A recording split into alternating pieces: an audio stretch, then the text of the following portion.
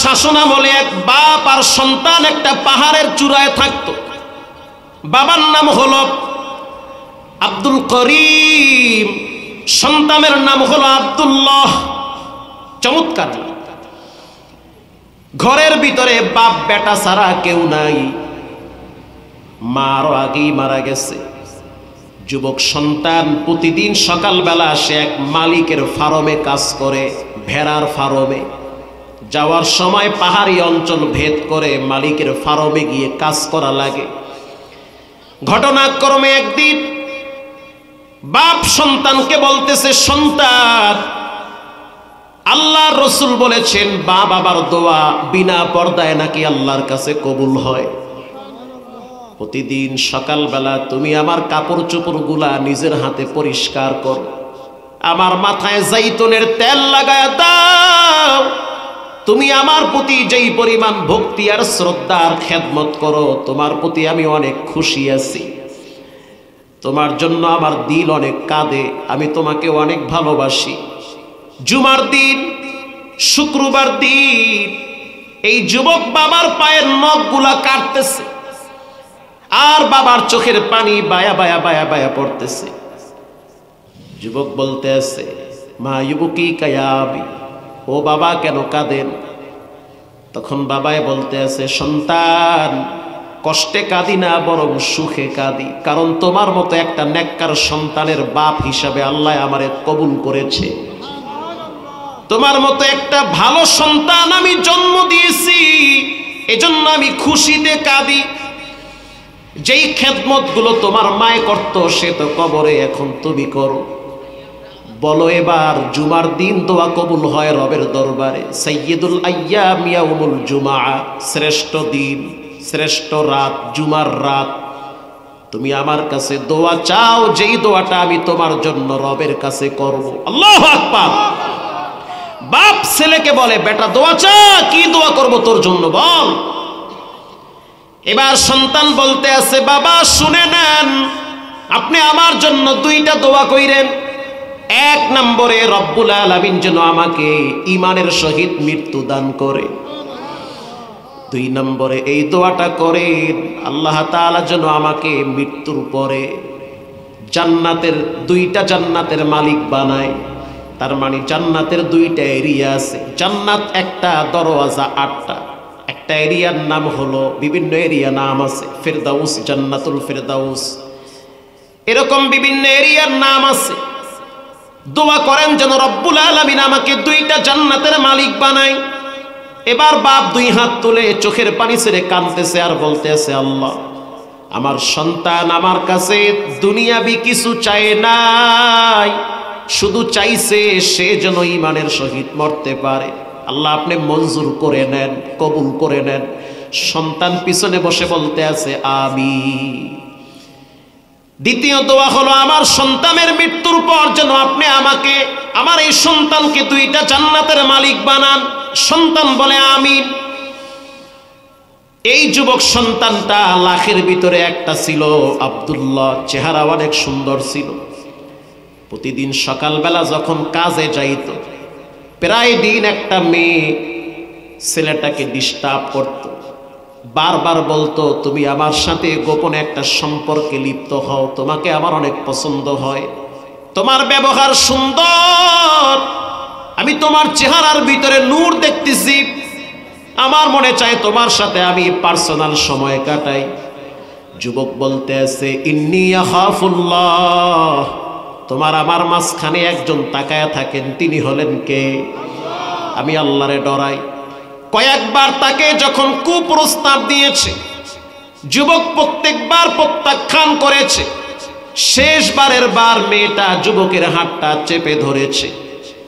যুবক চোখের পানি ছেড়ে চিৎকার মেরে বলতে আছে, আল্লাহ, এত বছর পর্যন্ত আমি আমার যৌবন হেফাজত করছি, আমি চাই আমার যৌবনটা পবিত্র থাকুক, একটা পবিত্র নারীর সাথে বৈবাহিক বন্ধনে আবদ্ধ হব, আমার যৌবনটা যেন নষ্ট হয়ে না যায়। আল্লাহ, খারাপ কর্মে জড়াবার আগে আমার মৃত্যু হওয়াটা অনেক ভালো। আল্লাহ আপনি আমাকে মৃত্যু দেন, তারপরেও যেন আমি খারাপ কর্মে জড়ায়া না যাই। আল্লাহর সিদ্ধান্ত হয়ে গেছে, যখন যা ইচ্ছা তাই করতে পারে একজন, তিনি হলেন কে? আল্লাহর সিদ্ধান্ত হয়ে গেছে। মুসলিম শরীফের হাদিস, কখনো কখনো বান্দার দোয়া কবুল হয়ে যায়, বলতে দেরি হঠাৎ কবুল হয়ে যায়। আল্লাহর পার্লামেন্টে কবুল হয়ে গেল। যুবক ওখানে হঠাৎ মাথা ঘুরায়া পড়ে গেল পাথরের উপরে, প্রচন্ড জ্বরে ভুগতেছে আর জিহ্বা লড়ায় লড়ায় পড়তেছে, আল্লাহু হাজিরিন আল্লাহু নাজিরিন, এই পাহাড়ে আমার কেউ নাই, একজন আছেন, তিনি হলেন কে? চিৎকার মেরে কালেমায়ে শাহাদাত পড়তে পড়তে মাথাটা কেবলার দিকে ফিরে শেষ নিঃশ্বাস ত্যাগ করেছে। পাহাড়ি অঞ্চলের যুবকরা আইসা তারে গোসল করায়া চাদরে পেঁচায়া ফালায়া রাখছে, তার বাবারে খবর দিয়েছে। লাশ দাফন করতে করতে ফজরের নামাজের টাইম হয়ে গেছে। বাবায় লাঠিতে ভর দিয়া আইসা সন্তানের লাশ দাফন করেছে। দাফন কইরা সোজা চলে গেল মসজিদে নববীতে। আল্লাহু আকবার। গিয়া দেখতে আছে হযরত ওমর রাদিয়াল্লাহু তাআলা আনহু নামাজে কোরআন তেলাওয়াত করেন।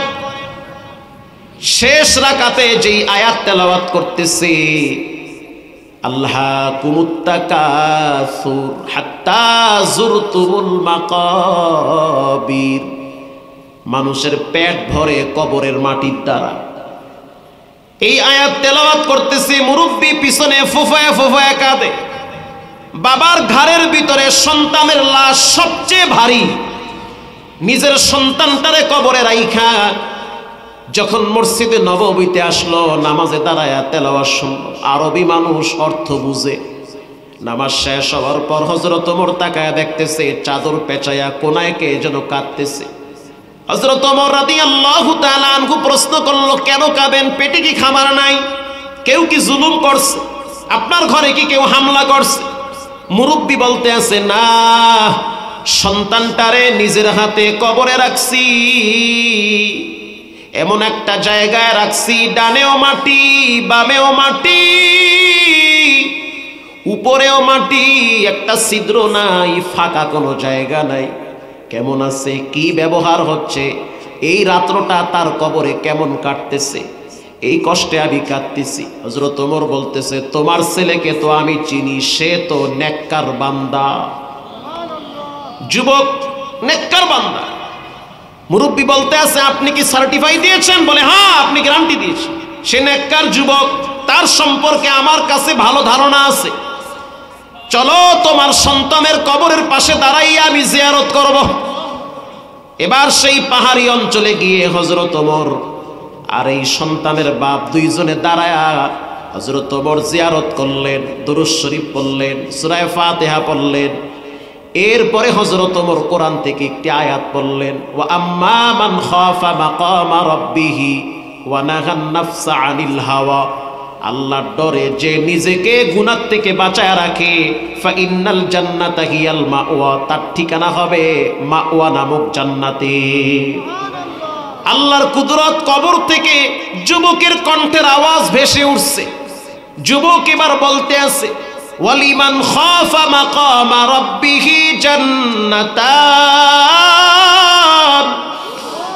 ওমর শুনে নেন, আল্লাহ আমাকে একটা জান্নাত দেয় নাই, আমার বাবার দোয়া কবুল হয়েছে, ইমানের সহিত আল্লাহ নিয়েছে, দুইটা জান্নাতের মালিক বানাইছে। এজন্য যুবক ভাইরা আমার, মুরব্বী বাবারা অনুরোধ করে বলি, আমল যতই ছোট হোক সেটা সারা যাবে না, গুনাহ যত ছোট হোক সেটা করা যাবে না। পারলে উপকার করেন, না পারলে ক্ষতি করবেন না। জীবনে নামাজ ছাড়বো না, হারাম খাবো না, মা বাবার সাথে বেয়াদবি করব না। একজন পুরুষ মানুষের জন্য, সফলতার জন্য দুইটা জিনিস লাগে। এক নম্বরে মা বাবার দোয়া, দুই নম্বরে ঘরের বিবির সাপোর্ট সমর্থন। পুরুষের শক্তি হলে ঘরের বউ। কথা ঠিক না ঠিক? পুরুষের শক্তি ঘরের ম্যাডাম। ম্যাডাম যদি সদর বদর হয়, সেই পুরুষ কাজ কইরা কোনোদিন সংসার টিকা রাখতে পারে না। একমাত্র ঘরের বউ হলো পুরুষের শক্তি। স্ত্রী যদি সাপোর্ট করে, সমর্থন করে, ওই পুরুষ গাধার মতো খাটতে পারে, তারপরও দুর্বল হয় না। আজ থেকে পাক্কা নিয়ত করেন, জীবনে নামাজ ছাড়বো না, হারাম খাবো না। দিলটা যদি নরম থাকে তওবার নিয়াইতে দুইটা হাত আল্লাহকে দেখায় দেন। নারায়ে তাকবীর। আল্লাহ আপনি হাতগুলা কবুল করে নেন। জীবনে একবার হজ্জে বাইতুল্লাহর কালো গিলাবের সাথে লাগায় দেন, বলেন আমিন। রঙ্গে তাকওয়া, রঙ্গে সিদ্দিক, রঙ্গে দিন, তা আবদু বাকি বুয়াদ বর আবেদি।